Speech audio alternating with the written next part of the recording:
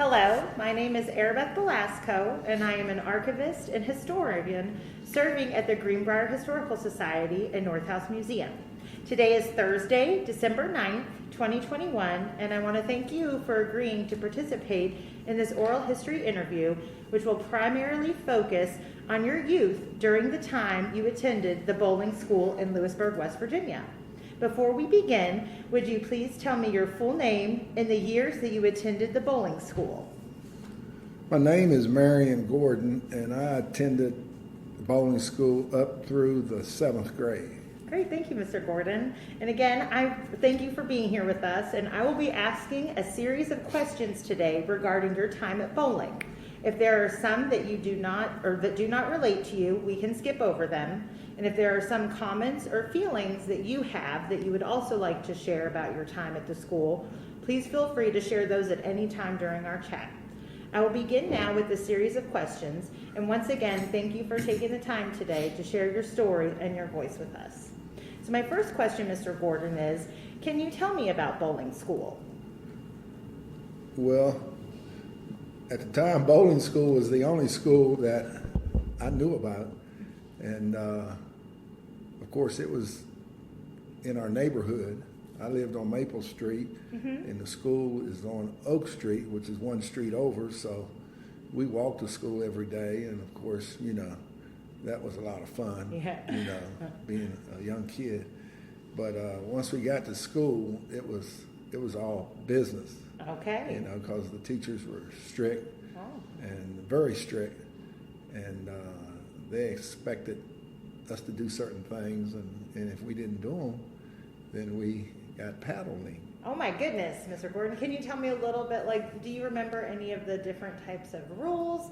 Like, was it, you know, no chewing gum or no going in the hall? Like, what do you remember different types of the strictness, I guess, an examal of their strictness? Well, each teacher, I think, had their own strictness. That's probably true, too. You know, some didn't allow you to chew gum. Okay, and then none of them expected you to talk while they were talking. I can imagine that. And then when they left the room to go to the principal's office or something, they would put another student or maybe even another teacher in charge of their class. And if you misbehaved, you were in trouble. You were in trouble. And just to show you the strictness, I got a paddling one time because back then we played a lot of marbles. Oh, yeah, out in front of the school. Yeah. It used to be a marble, dirt field, and we would play marbles during recess. So we had marbles on our person almost every day. And it just so happened this particular day, I was bouncing marbles off the wall. And the president of the student council, student body, turned me in to the principal. And I didn't know there was a rule that you couldn't do that. But anyway, I got a paddling because you're not supposed to bounce marbles off the wall. So that's an idea of how strict it was. And what years, I know you said you attended up to 7th grade, correct? Yeah. What years was that, Mr. Gordon? Well, I graduated from Lewisburg in 66. So it was, I left here in 62, so what is that, 7 years? Yeah. So it would have been,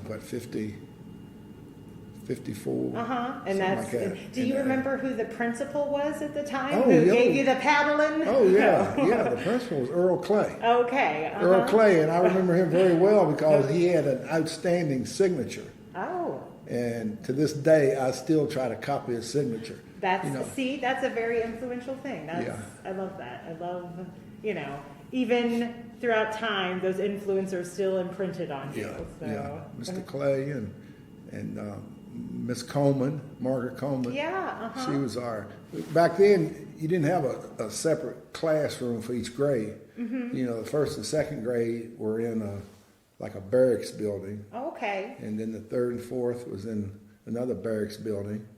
And then the 5th and 6th grade was in the main building. And then the other grades were in the main building. Okay. So, we were just just had that one teacher who taught both classes. Mm-hmm. So you sit and did homework, a lesson, while she taught the other class. Mm-hmm. So that was pretty unique because, of course, I didn't know any better, but we got everything done. In fact, I got 2 grades in 1 year because in third and fourth grade was in the same class, and the teacher would ask fourth grade class questions, and no one would put their hand up, and I would answer them all the time. So finally, she just asked my parents, would it okay to just move me to the fourth grade? There you go. So, of course, it was okay. They moved me to the fourth, and then at the end of the year, I passed to the fifth. There you go. That's great, Mr. Gordon. So I graduated a lot younger than all my classmates. Yeah, well, that's a good feat. Congratulations. Yeah, it was good in a way, but as I got older, I found out it was not all that great. Okay. Because I was so immature. That can. Compared to all my friends in college, especially. Uh-huh. I was 16, just turning 17 in college, and everybody else was 18 and 19, trying to play ball. Yeah. And I was immature, I admit, but just made the best of it. Hey, that's right. Life, it's all ebbs and flows, and so I think that's a beautiful full circle sentiment. So, Mr. Gordon, can you tell me what did something mean to you at the time that you were attending bowling? Meaning, what was something? I know you talked about your marble games and sports and your friends and the teachers making influence on you. What at the time when you reflect from today? What's something that kind of stood out to you then that you remember as youth and then today as an adult, if anything? Well, I don't know if this answers your question, but they had a music class every Wednesday. Oh. Miss Alma Hogsett, she was the county music teacher. Mm-hmm. And she would be on the radio. Oh, wow. Every Wednesday, and all the schools would, of course, turn the radio on. And every week there was a certain theme.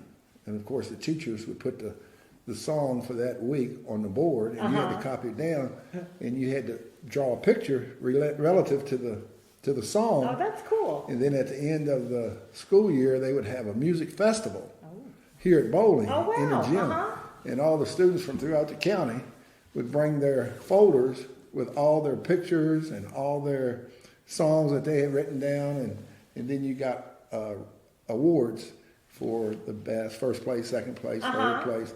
So it was competitive. That was competitive. And then I'll never forget Miss Coleman. I'll never forget Miss Coleman because she was very, I don't know the word, but she emphasized handwriting, your manuscript. Mm-hmm. And, you had those sheets of paper that had the lines, and you had to make the O's upright and upside down. And she was religious about that stuff. And but now, I appreciate it. And she was the lady who I think made me competitive because everything we did, we'd have Jack Rock tournaments and we'd have art tournaments, and we competed. It seemed like we competed everything we did in that class. And she was from White Sulphur. In fact, she's the sister of Katherine Johnson. Oh, yeah. The NASA lady. Yeah. And, of course, I didn't know that back then. But, Miss Coleman was very influential in my coming up. And then we had Mr. Branch. He was the football coach. Uh-huh. And, we were pretty much very respectful of him, pretty much scared of him, and because he didn't play. He had the reputation of paddling you very hard. I tell you guys. And he would have you to bend over. You get a chair. It's like a wicker chairs back then, and you bend over and you put your head on the chair and grab the side of the chair while he paddled you. Oh no!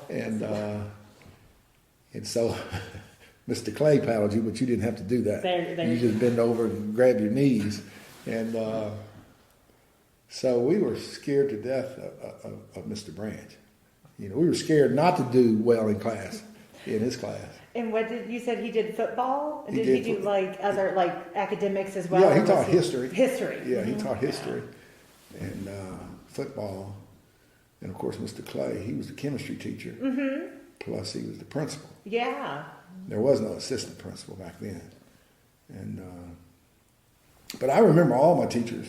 Miss Calva was my first and second grade teacher, and Miss Leftwich was my third and fourth grade teacher, and Miss Coleman was my fifth and sixth grade teacher.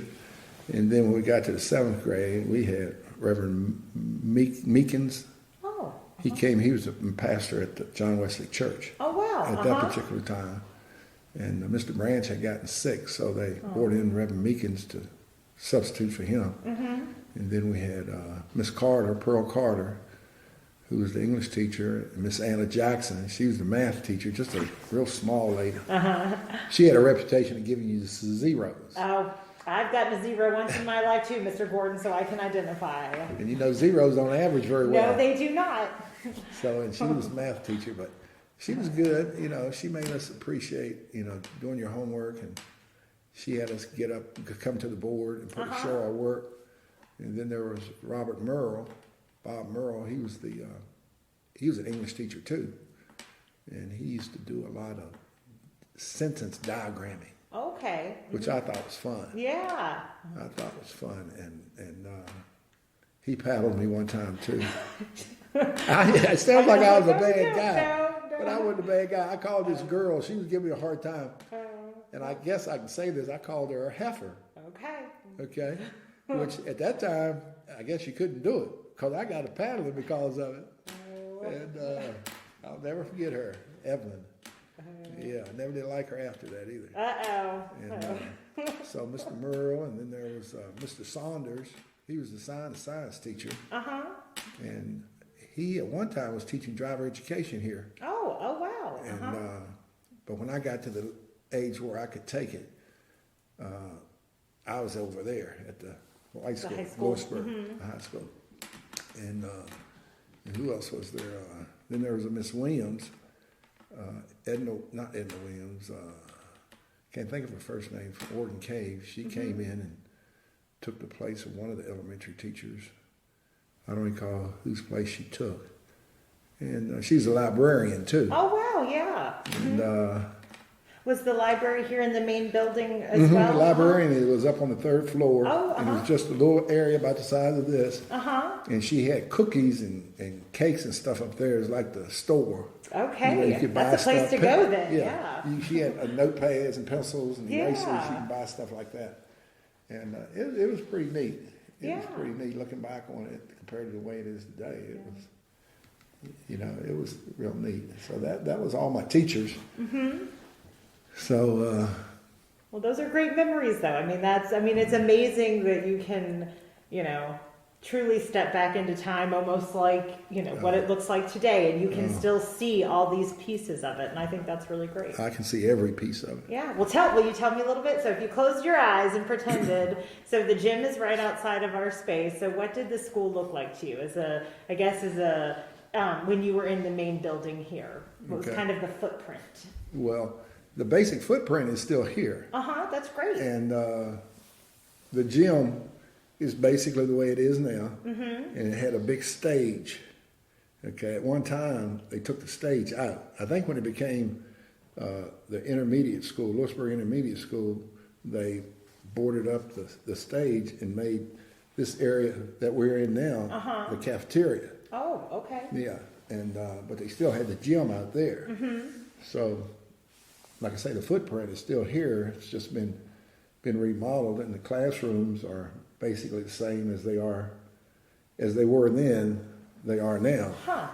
But they added, you know, restrooms and conveniences, you know. Yeah. Like did that. you all have indoor restrooms, or did you have to use outhouses during that time? Because I know some places, like some schools, especially in rural communities, you know, still had to use outdoor facilities. No, we had down on the bottom floor. We had a boys and girls bathroom, and guys would get in trouble because some guys would push guys into the girls' bathroom, and they get reported, and they get a probably get a paddling, right? They get a paddling. So, you know, it was great, and something that I thought, looking back, was really great it was like first grade through 12th grade, okay? and each grade was responsible for an assembly ever so often. And some of them would be plays where you acted out, you had a script and all that. And then some was just choral type, songs. And it was different. It was just different. And that was a lot of fun. And it was always at night when the parents could come. And he set up chairs on the floor out there. And it was like, like a parent-teacher conference almost. So that was a whole lot of fun being in those plays and trying to get a role, because I always got the main. Oh, okay. You're the main lead. Yeah, I was the lead. One time I was Thorndike Barnhart Jr. Okay. And I had to wear a box because that's a dictionary. Okay. So I had to paint that box. Back then, all Thorndike Barnhart Juniors were red. So I got the red box and we painted it, and arms and legs, and I was Thorndike Barnhart Jr. I'll never forget that either. Do you have pictures of those times? Did any of the? One question I did have: Did you all have a yearbook, or did you have any types of club photos or anything from your time at the school? I don't have anything. Yeah, because I was just curious, because there's some yearbook collections at the Greenbrier Historical Society, but there weren't any for bowling, and so that was just, I wondered if there really had been a yearbook publication here. Like now they have picture day. Yeah, but not that I recall them ever having anything like that. And of course, you didn't have cell phones. And no one had cameras like they do now. They take pictures of everything now. Yeah, that's true. And so it's basically word of mouth creates, I guess, the photo. Yeah, and the memories that you, again, it's amazing that you can still, such an impact of being able to know what things were like. I can remember everything about this place. And that's great. That obviously made a deep connection then with you. We used to line up out in front of the school. I was telling Reese about this. They had two podiums out there on each side of the steps. The front of the school is the rear of the school now. And those two podiums on each side was your president and vice president of the student council. And every morning, they had certain lines, a line for the elementary, a line for the junior high, and a line for the high school. And you lined up and you said, pledge allegiance to the flag and God bless America. You sang that song. And then the student council officers for the class would be strategically located where you had to march around them and then go up the steps, and then the elementary went around to the side, and the junior high and high school came into the main building. And I always thought that was so neat. Yeah, just so intricate, and I can even see it in my mind, right now. Yeah, so and everybody was quiet. Wasn't nobody unruly. It was quiet time, because you didn't want to get a pattern. I was going to say. You didn't want to get a pattern. Mr. Gordon. So, Mr. Gordon, I know that you talked a lot about your teachers and all those experiences, which are great. And I know that during the time that you were here at Bolling, it was a segregated school. Would you be willing to share with me some of your experiences being here at the height, I suppose, or beginning to be at the height of the civil rights movement? Well, to be honest with you, other than it being on TV, we didn't really notice it. Yeah, that's great. Like I said, I wasn't sure what, the area in Lewisburg it would have experienced, so I wanted to chat with some folks who went here to learn about it. Before I went over to the high school here would play high school sports, and some schools wouldn't play us because, of course, we had the worst equipment and everything. And we had this old, which is Dory Miller Park now, which was the football field. And it was just a rock bed back then. And but the boys, they had a schedule. They would play, Frankfurt and Hillsborough and Raynell and places like that. And Sandstone, which doesn't even exist. I remember playing Union. They used to play some of those schools, and we had some good athletes. Yeah, we had some real good athletes, and some of them went on to become icons, basically, in businesses, and none of them went on to play any sports, but they became presidents and CEOs of a couple of companies. That's awesome. And so they got their education while they were here. Yeah, I mean that's just from talking from several folks. This bowling was truly. I mean, I can hear the love of it from you. Like everyone I've talked to, it was like a home almost for individuals who have just really felt safe and connected and truly cared for and educated. And I think that that's a great thing to feel, especially as a child. So yeah, we didn't know much about. We had 2 white students, Zimmermans, that went to school here. Oh. Mm-hmm. And other than that, we had no friends or any relationships. They were nice, and we were nice to them. They lived over on Court Street, and but other than that, I didn't know any white people. Mm-hmm. I didn't know any white people until I went to the Lewisburg school in 8th grade. Everything was in this community, African American community. Mm-hmm. We ride our bikes all over town, and you just had to be careful there because, especially at nighttime, if a policeman saw you riding at nighttime and if you didn't have a headlight on your, which is probably safety, and if you didn't have a headlight on your bike, oh gosh, you thought you committed murder or something. One time I had a scooter, and I was riding a scooter, but I didn't have any license. I wasn't old enough to have a license. And this state policeman caught me, and I'm not going to call his name. Yep, that's okay. But he had a reputation of not being a nice man. Yeah. And he made me push that scooter. I was all the way on the other side of town. And he made me push that scooter. And I'd look around and see if then I'd hop on it. And then when I thought he was somewhere, I'd, get off of it. And, I'll never forget him either. Yeah, people, having the negative influences of that, but also being able to lift your own self up in your own ways and having your own feelings of community and in your town. And like you said, this whole area, right? Because you said you just grew up right down the road, right? This whole area was mostly bowling students then? Oh, yeah. Mm-hmm. Oh, yeah. We had a couple of kids come from White Sulphur.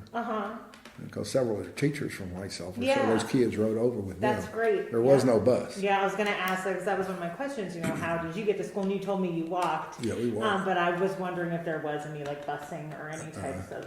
I used to hear some of the older ones say that they walked from White Sulphur over here to school. Now, I don't know if it's true, but my mom, she just passed away. She was 96. Sorry about that. So she lived back then, and she said they didn't have a bus, but they had an old vehicle that they would use, and then they finally gave them an old bus. I think there's a photo around here somewhere of I guess it's supposed to be a bus parked out here in front of the school.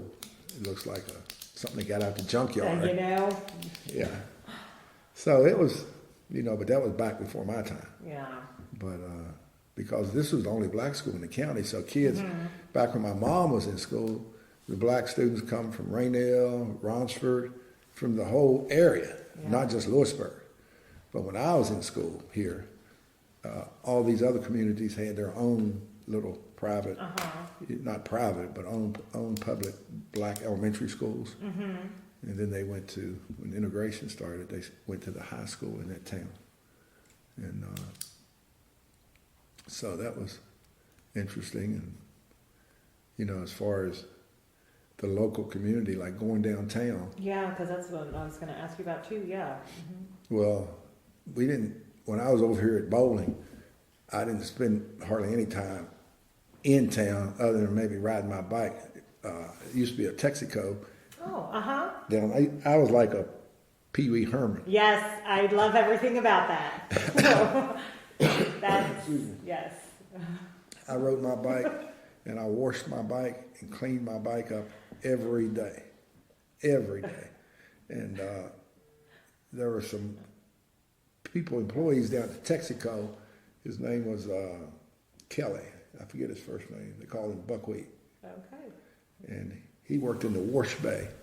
And he would let me come in whenever I wanted to wash my bike. and I love that. And then there's up at the, where you have Food and Friends on the corner there, that little corner restaurant. There used to be the Pure Oil gas station. Oh, okay. And Mr. Pryor, Earl Pryor, used to work there. And he was real nice to me. And he let me come in there and use the oil can and wash my bike. And those old guys were real nice. But they were African Americans too. But as far as having any dealings with any of the white people downtown, we didn't. And then when I went to Lewisburg, okay, that was my first mixing with white students, people, teachers, whatever. And I saw a lot of discrimination there. We would have to, well, back then you could go downtown for lunch. And when we went downtown, the white kids could go in the front doors. A Court Restaurant used to be there where the green space is now, right in that area, in the bank parking lot. All that was the Court Restaurant. And we had to go around back where the garbage cans were and the bees and the trash. Terrible. And sit on the steps. Whereas our fellow students, they could go in the front door. Did any of your students ever stand up to that? Did they say, my friends are coming in, or I'm not, didn't know? No. Because some just bought their lunch and stayed on campus and ate. But we always went downtown because some of the parents of ours, not my parents, but some of the parents of the students who lived here in the neighborhood worked in the restaurant. Yeah. So we could go in the back, and we would actually end up getting more, because we'd order like 5 cents worth of French fries, which is unheard of. Hey. And you're probably getting what they getting for 99 cents. That's right. And but yet we couldn't go in the front door, and then the Greyhound bus would come through, and the blacks on the bus couldn't go in the restaurant to eat. People had to go in. The whites could go in and get their food and bring it out to them. I remember that. And then I remember like Jim's Drive-In. We couldn't go out there. At one time, I remember early, we couldn't go out there. We couldn't go to the curb. They'd ask us to leave. And then it got to where we could go in and order it, but we couldn't stay on the curb and eat it. We had to take it away. That's terrible. And then finally, it got to where, we could stay and eat. And the Lewis Theater down here was basically segregated because that's when they had the military school. Yeah. And the girls' college. Oh, yeah. And the downstairs was for the whites. And the upstairs was for the African Americans. And I remember that very well. Yeah. So I saw that discrimination, segregation, and very clearly then. Yeah.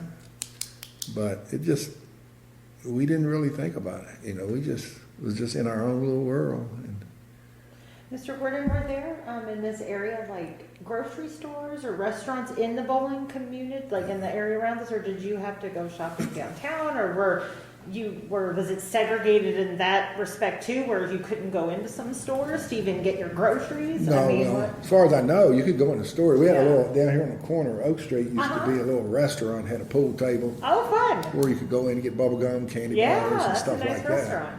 that. And over at the top of Court Street was another one.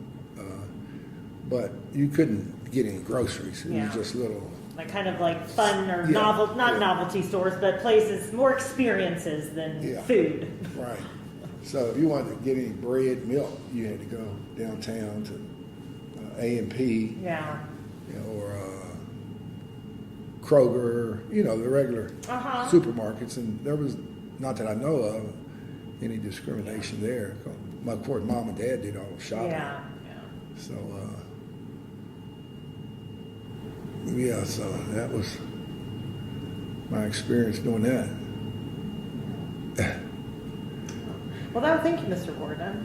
And so I know you talked a little bit about, your fellow classmates and, not really kind of being aware here as much about, the different things that were going on with the civil rights movement in terms of, did you feel that maybe your teachers kind of protected you all or shielded you all from that, or did they encourage those conversations? Like when you knew you were going to have to go to an integrated school, was there something that they tried to prepare you or let you know, or was it kind of? I don't recall any preparation Uh-huh. to go over there. We had a couple of kids who were older to go over there back in 61, 62, and they played football. And they were sort of standout football players. Uh-huh. But other than that, there was just one or two that went over early. And then when it got to where we pretty much had to go, then that was just an experience that I don't think anybody knew for sure when we were going to have to go. Yeah. Because it was up and down as far as integration and segregation and mixing students. But I know when I got to Lewisburg, going out for basketball, I was like a sophomore and 10th grader, and there was a bunch of seniors. And I was starting. I was one of the first 5. And of course, these other guys were white. And then they didn't want me, they wanted their friend to be the starter. So they wouldn't throw me the ball. That's terrible. Or they would throw it to where, you couldn't catch it. You couldn't even. Yeah. And just little things like that people would do. And then the football practice, they would do things that, to try to hurt you. They sneak up behind you and somebody come along and push you, and you didn't know somebody on their knees behind you, for you to fall over. And they did and they thought it was funny. It was just a little game. That's not funny. And I see those guys, some of them are dead, which is okay with me. Hey, that's horrible. It's horrible. Like, it's danger. It's just. And the coach, didn't do anything. I was going to ask if the coach anybody ever interjected. No, That's horrible. Never did anything. And another thing that stands out is, you have teachers, you have counselors, and preparation for college and all that. I don't know of any black students that were encouraged to go to college. None. And if we went to college, then it's just because our mom and dads got it all set up and money saved or loans or whatever. As far as scholarships, no, I don't. We just, we had some smart kids, and so I think what it was, they just figured everybody was going to go to the Greenbrier and work, and a lot of us took the what's it called, civil service exam. Mm-hmm. And, I was offered a job up in D.C. as a clerk, typist, and a couple of other friends were, and some of them went up there, but I went on to college. And but as far as being encouraged to go to college or anything like that, no. Not that I know. I'm sorry, Mr. Gordon, that's a terrible feeling, to go from an area where you really felt so supported here at Bolling to then go in an area where you felt sort of like, your child got to take care of yourself as a child, and that's just inexcusable. And I'm sorry for that, but I do appreciate you sharing your notes with me about that. And it bothers me. Well, when I was teaching when I was at Greenbrier, I was taught down there for 40 years, and they would have scholarships. And so many of the African American kids wouldn't even apply for them. And we used to have the bowling scholarship.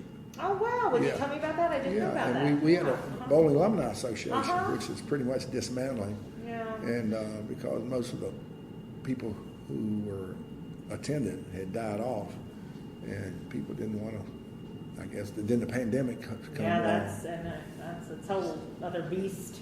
But we had the bowling scholarship. It was called the Augustus Taylor Scholarship Award. And we tried to give it to a minority student because most of the other organizations were white. So all their recipients were white. Yeah. None of the black students got any of those. So we thought, well, maybe we could help some of the minority students by giving them. It was just like a $500 scholarship. Hey, but it's help, and support and feeling supported. Right. And most of the time, we couldn't get the students to even apply for that, because, they were, I don't know what the deal was. Everyone had the same opportunity. Yeah. We had more, it was probably 10 to 1 of white students applying for the scholarship than the black kids. And So we gave it out there for a few years, and then we started giving it to students at East and West. Oh, great, yeah. And we used to raise money at Toot. We used to Yeah, sell hamburgers at Toot and raise Oh, money that's great.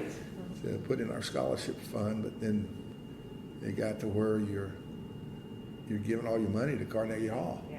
You know, which is a good organization, Yeah. but we don't make the money like some of those other Yeah, organizations and what it was do. intended for, Yeah. was to support a student, Right. who's to try to take them to the next level of college and school. So Yeah, so we dropped out of Toot, but yeah, but we still have kids going to school and coming out of East, but yeah. of course they're getting counseling now. They're getting a lot of counseling and stuff now than compared to what we got. And they should, and it always should have been an equal field. And Right. again, I'm sad to hear those experiences, but I thank you for sharing them with me. We had to buy our textbooks, everything. Oh my gosh. We had to buy everything. They got free textbooks. They get everything free now. We had to buy our textbooks. In high school, you mean?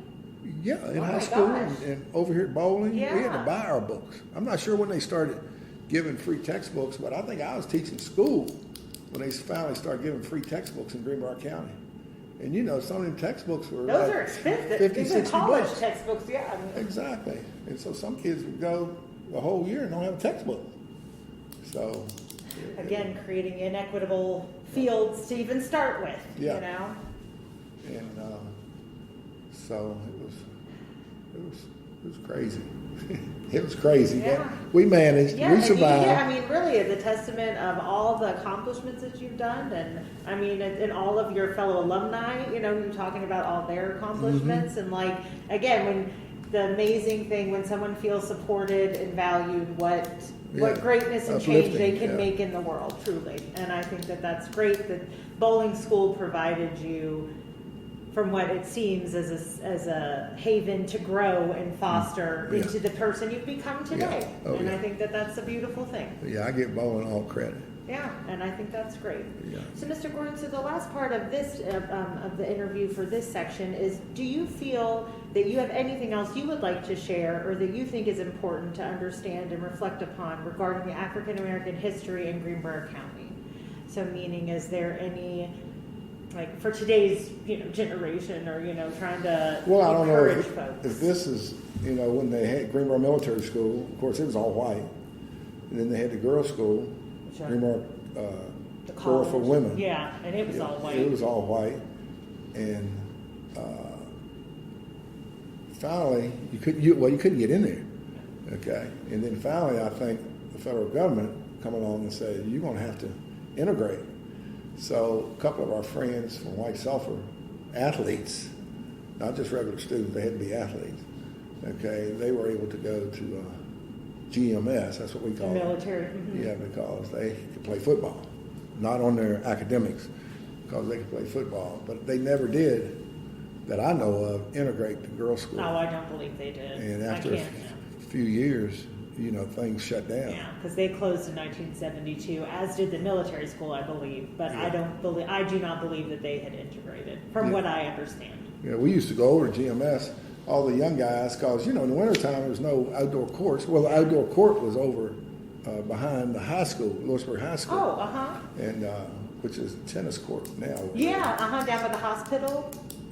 No, behind Lewisburg Elementary School. Oh, behind the school here. Where the Oh, skate okay. park is Oh, now. okay, Matthews yeah. Park, Yes, Holloway yeah, Park. okay, yep. That's where the basketball court was, and the tennis court. In the wintertime, they filled it with water and made it an ice rink. Oh, wow. And but we would go over there, and then it get cold, we couldn't go outside, so we would go over to GMS, because they had an old gym.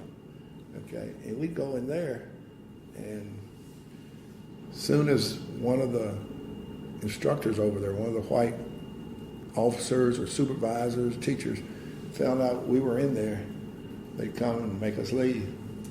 Yeah.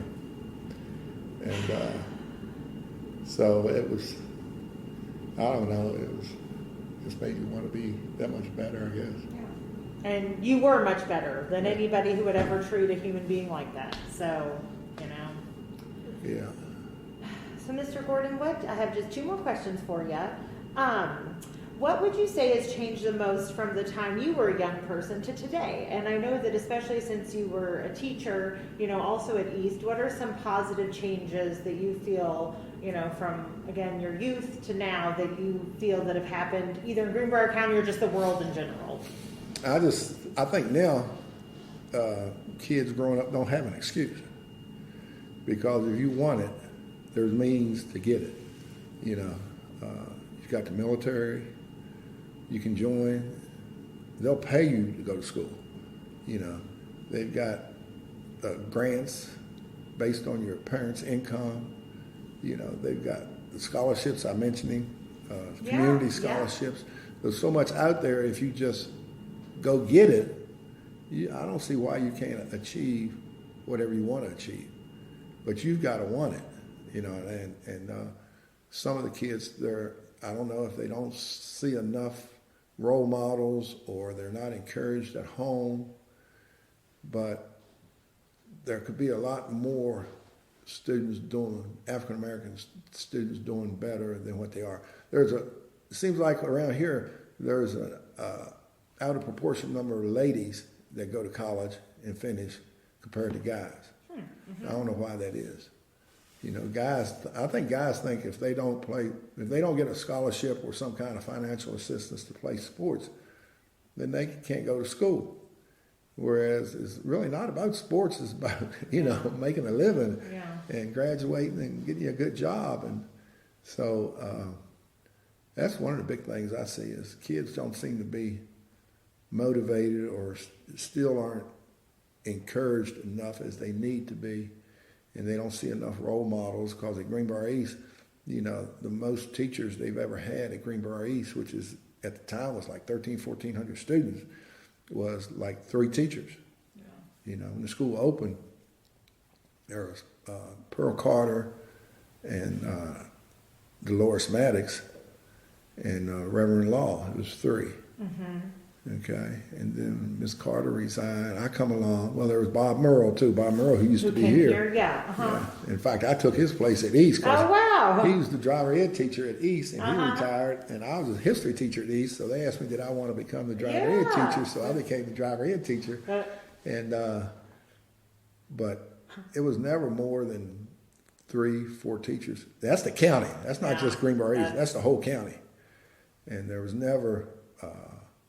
I don't recall maybe one bus driver, Wilmer boy, from over on the ridge. Mm-hmm. Dwayne Wilmer, he was a bus driver in the whole county now. Okay, I don't recall anybody working in the cafeterias. Nowhere.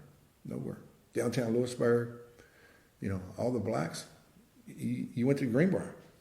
You went to the Greenbrier and worked, and that's where predominantly most of them went. Or they left. Yeah. They left, because back then too, Detroit, a lot of my friends went to Detroit, work in the auto industry. Uh-huh. And they stayed up there and they done well. They didn't go to college, but they did do well by going up there with Ford Motor Company and General Motors. Yeah. That's the big company, General Motors. But I'd like to see more kids get involved and guided one way, either through the school system or through community organizations, through their parents, to more encouragement to take another step. Step out of the comfort zone. Yeah. And because they're so talented. Oh, yeah. They're so talented, and really, like I say, there's no excuse. There's no excuse. And in the military, I always tell them, I don't want to go to college. Well, go to the military. Well, I might have to go fight a war. Well, you might have to. You fight a war right here in the country. That's true, sadly. Yeah, you fight a war right here. So go ahead. I can't afford to go to college. Well, go to the military. Go to the National Guard. 2 weekends a year. A year, I think, they'll pay you away, give you re-enlistment bonuses, and just the discipline. So many of the kids need the discipline. And I'd like to see them require military service at least 1 year in order to, even if it's a part of graduation before you go to college. there should be something. So kids need that discipline. They need discipline, I think, badly. And because everybody seems to have a sense of entitlement. Nobody owes them anything. You know, you get what you work to get. You don't just get it because you're 18 years old. It doesn't come that easy. You got to work for it. Nobody gave you anything. That's true. Yeah. It's true. They don't. Yeah. You got to dig deep but again, having like you said, the support system and feeling valued as a person can really help people go a long way. Exactly. And so I can only imagine the struggles, that lots of kids really do have to face, especially when they don't even feel supported in their homes potentially, or their environment of the school. So it's, it's so important to uplift and encourage. So I'm glad that you were able to do that as a teacher for many years, Mr. Gordon. Yeah, give yourself a chance. Yeah. Because people think college is hard. I thought college was easier than high school. Because you got all day. You finish your classes, you go 8, 10, Monday, Wednesday, Friday, and then maybe one class on Tuesdays and Thursdays. And you got the whole day off. Okay. And it's so easy, I thought. So I try to tell kids that it's easier in high school, but just try it. You can always stop. Yeah, it's true. Exactly. If it's not for you, you can find something else that is. That's the beauty of life. So, Well, thank you again, Mr. Gordon, for speaking with me today and sharing your story and your voice.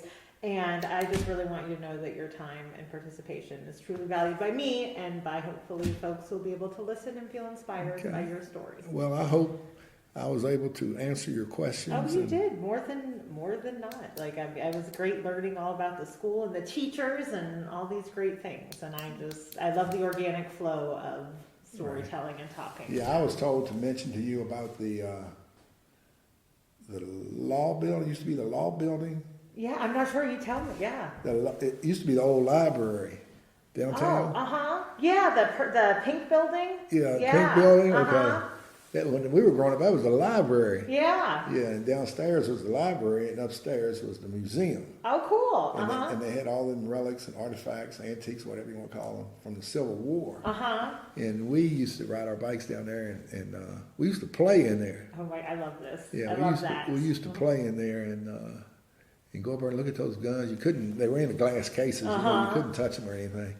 And but some stuff hanging around the walls, the stirrups and saddles, you could touch them, and that would take you back. And we used to do that a lot. Did you ever get to go on field trips or anything with bowling? Did they ever take you to like how you talked about? I know the park down there. You said was your field. Did you ever have like field day or like? I know you said everything was a big competition. So what did you? Well, not as far as the school is concerned. We had 4-H. Oh, and Mr. Mitchell and Mr. Lynch, they were from over, I think, Fayette County. And they would come in maybe, I guess, once a week or, not once a week, once a month. And we'd have 4-H meetings and so forth. And then in the spring, he'd have field day out here at Dory Miller Park, which was, I guess, bowling field then. And we'd have competitions and a picnic. And that was. Did you get little ribbons or like trophy things? Did they give you special victory prizes to show that you were the winner? They may have, but I didn't get any. That's okay. I usually didn't either. So it made me try harder. There we go. Yeah, but we had that, and then in the summer we could go to 4-H camp over at Clifftop. Clifftop, but we go over there, we get homesick, and our parents would come and get us because we weren't used to going anywhere. Being away from mom and dad, and brothers and sisters. Yeah, your family, everything is, your community is a big deal. This is your area, especially when you're a kid, this is your whole world, Right, so. and we try to take the community with us. It'd be like 5 or 6 of us, and all of them ready to come back home, homesick. So, but that was only like field trips or anything like that we ever done. And then they had a Boy Scout troop. Oh, great. Yeah, they started that. We couldn't get into the Boy Scout troop across town. Because it was segregated? It was segregated. So Phil McLaughlin, who passed a couple of years ago, he came up and started a Boy Scout troop because he didn't think it was fair that the black kids couldn't join the one across town. Yeah. And he stayed with us, and he was we loved Mr. McLaughlin. Was he a white man? Yeah, he was a white man. and he was former president of Greenbrier Valley Bank, Oh, which is City National now. And then he got us where we could go to. We went to Dilly's Mill Camp up in Pocahontas County. Yeah. And and then finally, I don't know, he must have gotten busy where he couldn't do it anymore. And then they had a black troop in White Sulphur. Oh, okay. So we joined up with the troop in White Sulphur, and we went to Dilly's Mill with them. Yeah, with them. So those were the only organizations or any kind of field trips that I recall. Nothing relative to the school taking us anywhere. No. Like I said, we didn't have any buses. Everybody just walked to school. Yeah.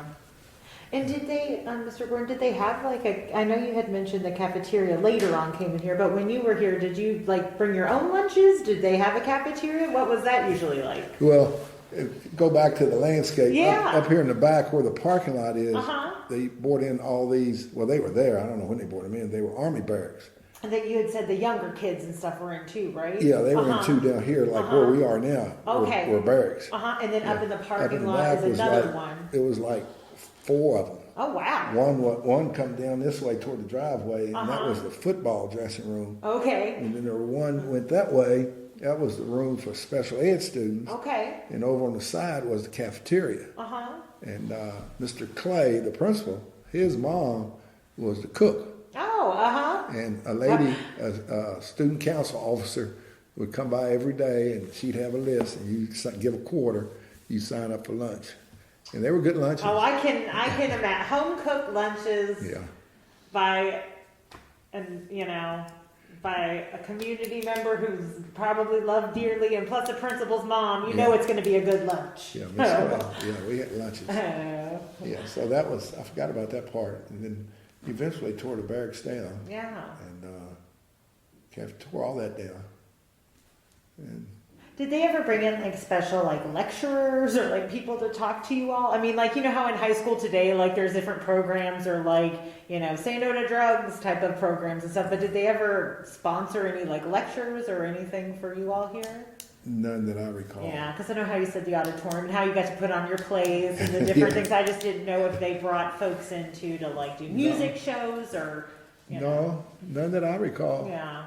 Only shows, or they used to call them assemblies. Was us you all entertaining each other. Hey, that's right. That's entertainment in itself. Yeah, we didn't have any lectures. Did the teachers ever do a talent show or anything with you all? Did they get silly too, or was it? Were they more serious? They were pretty much more serious. Okay. They were okay. I mean, they were okay, but they never did a talent show. Not with our group. Yeah. Maybe later on. Yeah. When it was intermediate school, they may have done that, loosened up. But back when we were there, back in the 60s, no. So. And my last question to you, did you keep all the marbles that you had won from your 1950s tournaments? I wasn't very good. I bit my fingernails, you can tell. I bit my fingernails. Trust me, I understand that. And I couldn't really shoot real good, so I wasn't really good at marbles. But I tried to play. Yeah, I tried to play. I was in the ball, playing football. Hey, that's right though. Hey, well, I really again appreciate your time, Mr. Gordon.